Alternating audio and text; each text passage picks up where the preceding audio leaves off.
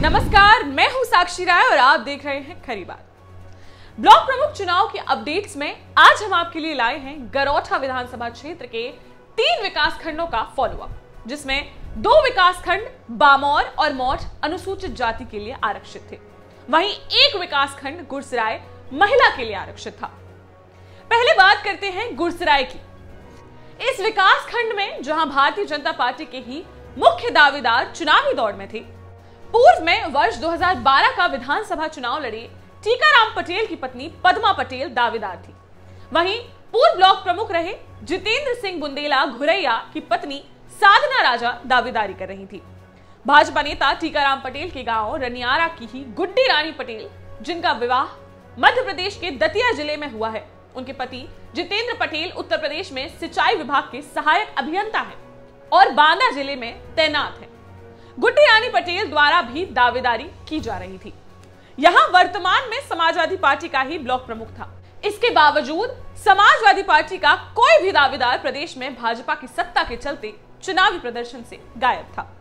भाजपाइयों का आरोप था कि समाजवादी पार्टी का खेमा ही गुड्डी रानी को आगे करके दावेदारी कर रहा है। सत्ताधारी दल भारतीय जनता पार्टी में जहां क्षेत्र के सांसद भानु प्रताप वर्मा और विधायक जवाहरलाल राजपूत का सहयोग वरिष्ठ नेता टीकाराम पटेल के साथ दिख रहा था, तो संगठन के ज्यादातर लोग गुड्डी रानी पटेल के पक्ष में थे। पार्टी की नीति ज्यादा बीडीसी सदस्यों वाले दावेदार को टिकट देने की थी। ऐसे में बीडीसी सदस्यों की खरीद फरोख्त और जोड़ तोड़ का भी दौर चला। इसमें गुड्डी रानी पटेल आगे दिखी और उन्होंने लगभग 30 सदस्यों के प्रमाण पत्र इकट्ठे कर लिए। उधर अन्य दावेदार चेतना सत्येंद्र खरे और जितेंद्र सिंह परिहार डुमरई ने पार्टी में काम करने वालों को ही टिकट देने की पैरवी की। साधना जितेंद्र बुंदेला घुरैया के पास भी लगभग 1 दर्जन सदस्य थे। उन्होंने अपनी संख्या कम देखते हुए और टीकाराम पटेल से 36 के आंकड़े के चलते अपने प्रमाण पत्र इस शर्त पर गुड्डी रानी पटेल को दिए कि दोनों ही दावेदारी करेंगे। जिसको टिकट मिलेगा वह चुनाव लड़ेगा और अगर दोनों को टिकट नहीं मिला तो उनकी पत्नी साधना राजा निर्दलीय चुनाव लड़ेंगी और गुड्डी रानी अपने सदस्यों के साथ साधना राजा को सपोर्ट करेंगी। बताते हैं कि एक दावेदार रणवीर सिंह गड़ा और लल्ला पसौरा ने भी अपने प्रमाण पत्र गुड्डी रानी को दे दिए थे। ऐसे में गुड्डी रानी के पास लगभग 41 प्रमाण पत्र थे, जबकि पद्मा टीकाराम पटेल के पास लगभग 31 प्रमाण पत्र थे। पार्टी की कोर कमेटी में हुए मंथन में भी ज्यादातर लोगों का रुझान सर्वाधिक सदस्य संख्या वाली गुड्डी रानी पटेल के पक्ष में था। इसी कारण से गुड्डी रानी पटेल के नाम को प्राथमिकता देते हुए उनके नाम को नंबर 1 पर और पद्मा टीकाराम पटेल को नंबर 2 पर शामिल करते हुए पैनल कानपुर लखनऊ भेजा गया। वहां हुए मंथन में टीकाराम पटेल की वरिष्ठता और कैडर को प्राथमिकता देते हुए कम समर्थक सदस्यों के बावजूद पार्टी ने उन्हें प्रत्याशी घोषित किया। इसके बावजूद भाजपा खेमे की गतिविधियां शांत नहीं हुई और गुड्डी रानी पटेल एवं साधना राजा ने नामांकन पत्र खरीदे और भरने की तैयारी भी की। उधर लल्ला पसौरा ने भी सरिता यादव के नाम से नामांकन पत्र खरीदा। टीकाराम पटेल की पत्नी पद्मा पटेल को टिकट मिलने से आम भाजपाई जहां खुश थे, वहीं कुछ पदाधिकारियों को यह निर्णय रास नहीं आया और अंदर ही अंदर गुड्डी रानी पटेल को और साधना राजा बुंदेला को हवा दी जाने लगी। इधर बड़वार की बीडीसी लाड कुंवर अहिरवार ने अपने पति के अपहरण का आरोप लगाते हुए गुड्डी रानी के पति जितेंद्र पटेल, साधना राजा के पति जितेंद्र सिंह बुंदेला और लल्ला पसौरा के विरुद्ध थाना गुरसराय में प्रार्थना पत्र दिया, जिसके चलते पुलिस ने जितेंद्र पटेल, जितेंद्र बुंदेला घुरैया और लल्ला पसौरा की तलाश शुरू कर दी। उधर भाजपाई घोषित प्रत्याशी पद्मा टीकाराम पटेल का एक ही नामांकन होने देने पर आमदा थे। इसके चलते जैसे ही टिकट ना मिलने के बाद भी भाजपा की दावेदार गुड्डी रानी पटेल नामांकन करने पहुंची, भाजपाइयों की भीड़ ने उन्हें रोकने का प्रयास किया। भाजपाइयों का आरोप है कि पार्टी के एक जिला महामंत्री मौके पर थे। उन्होंने भाजपा की विद्रोही प्रत्याशी गुड्डी रानी को नामांकन कराने अंदर भेजने में मदद की। इससे भाजपाई इतने आक्रोशित हो गए कि जिला महामंत्री को भाजपा समर्थकों की भीड़ से बचाना मुश्किल पड़ गया। उधर नामांकन करने पहुंची गुड्डी रानी पटेल नामांकन करने पर आमदा थी, लेकिन उनके परिजनों और भाजपा प्रत्याशियों के बीच हुई कुछ वार्ता के बाद गुड्डी रानी पटेल का नामांकन तकनीकी कमी के कारण खारिज कर दिया गया और भाजपा की अधिकृत प्रत्याशी पद्मा टीकाराम पटेल निर्विरोध ब्लॉक प्रमुख निर्वाचित हो गई।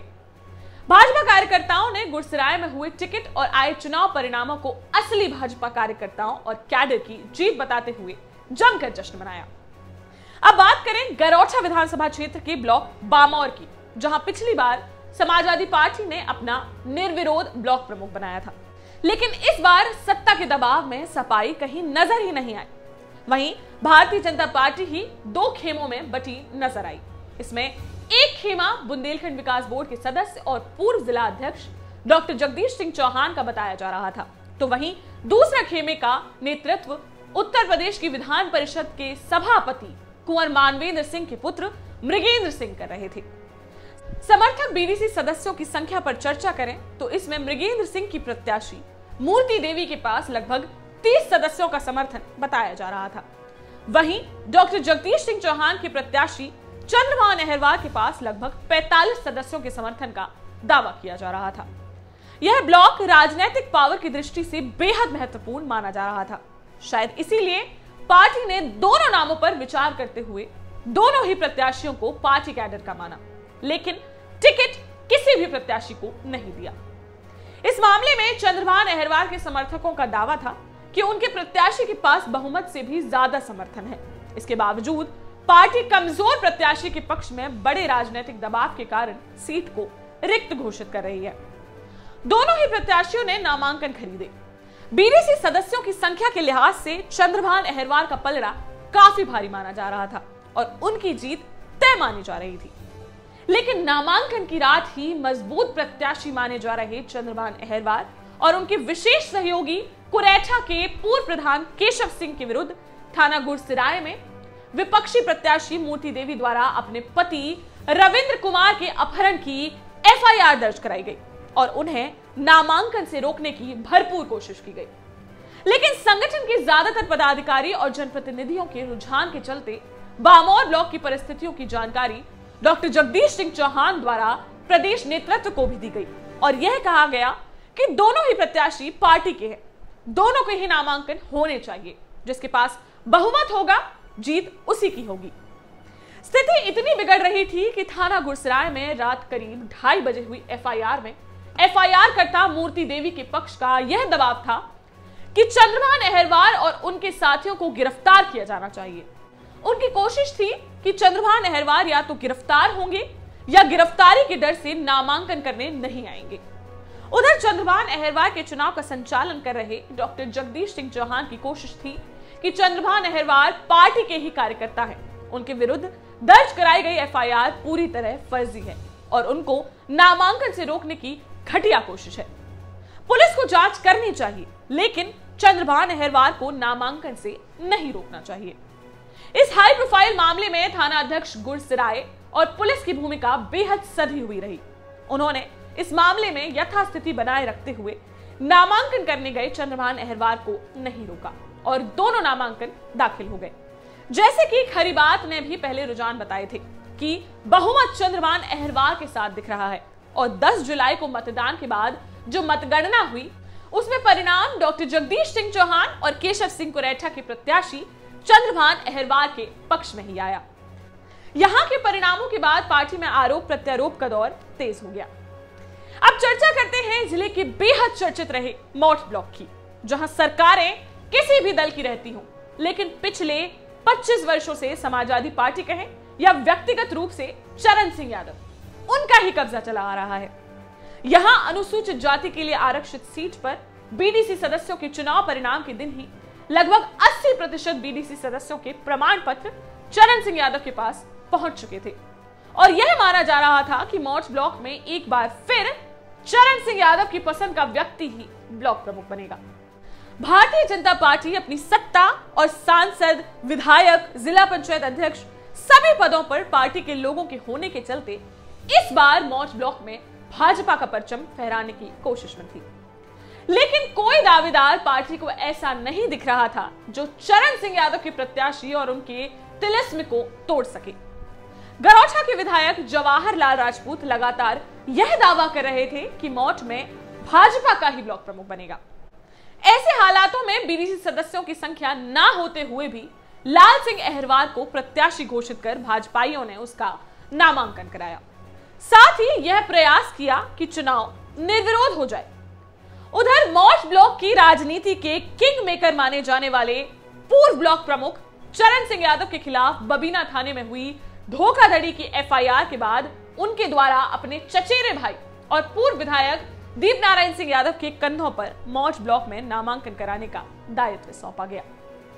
पिछले कई चुनावों से पूर्व विधायक दीपनारायण सिंह यादव मौज ब्लॉक में चरण सिंह यादव की रुचि के कारण अपने को किनारे ही रखते थे, लेकिन संकट की इस घड़ी में उन्होंने चरण सिंह यादव द्वारा किए गए भरोसे और अपना होम ब्लॉक होने के कारण भाजपा की मजबूत किलेबंदी के बावजूद मोर्चा संभाला और पूर्व सांसद डॉक्टर चंद्रपाल सिंह यादव के साथ सपा प्रत्याशी प्रभा कोमल सिंह का नामांकन कराने मौठ ब्लॉक पहुंचे और किसी तरह नामांकन दाखिल कराया।